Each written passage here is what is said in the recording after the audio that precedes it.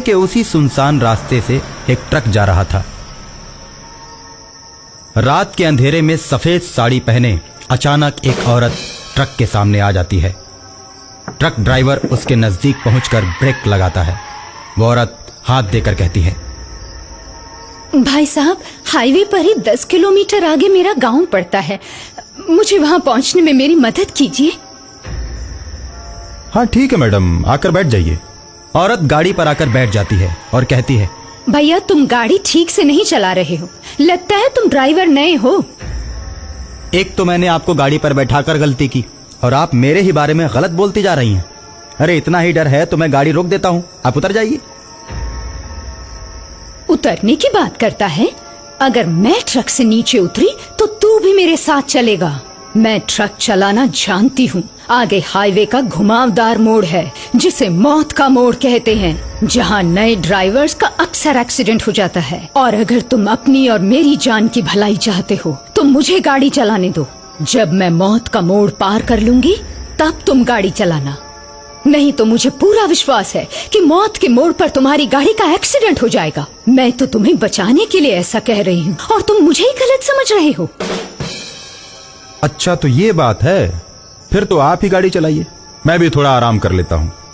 वो औरत जैसे ही गाड़ी के स्टीयरिंग को पकड़ती है, गाड़ी हवा से बातें करने लगती है, जिसे देखकर ड्राइवर के पसीने छूटने लगते हैं। अरे इतनी तेज गाड़ी तो मैंने कभी नहीं चलाई। अभी अपना मुंह बंद रखो, सामने मौत का मोड़ आने वाला है।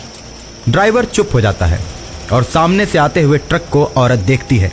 उसके बाद उसमें इस तरह टक्कर मारती है कि वो पलटकर हाईवे पर गिर जाता है और उसके ड्राइवर और कंडक्टर दोनों मर जाते हैं। जब ट्रक ड्राइवर वो दुर्घटना होते हुए अपनी आंखों से देखता है तो उसकी चीख निकल जाती है। मैडम जी, ये आपने क्या कर दिया? मैंने कुछ नहीं किया। हाईवेज पर अक्सर ऐसे हादसे होते रहते हैं। मौत का मोड़ जैसे जैसे नजदीक आता जाएगा हादसे होते जाएंगे, और इसीलिए मैंने तुम्हें ड्राइविंग सीट से हटाया, वरना तुम चलाते तो अब तक हम मारे जाते और वो ट्रक निकल गया होता। लेकिन जब मैं गाड़ी चलाती हूँ तो इस मौत के मोड़ पर बहुत सी गाड़ियों को टक्कर मार के उन्हें गिरा देती, लेकिन मेरी गाड़ी का बाल भी बांका नहीं होता।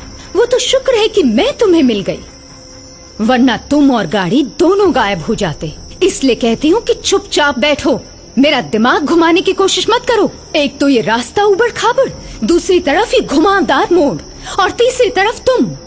कहने को तो ये हाईवे है, मगर इस पर भी बड़े बड़े खड्डे बने हुए हैं। कोई ध्यान ही नहीं देता।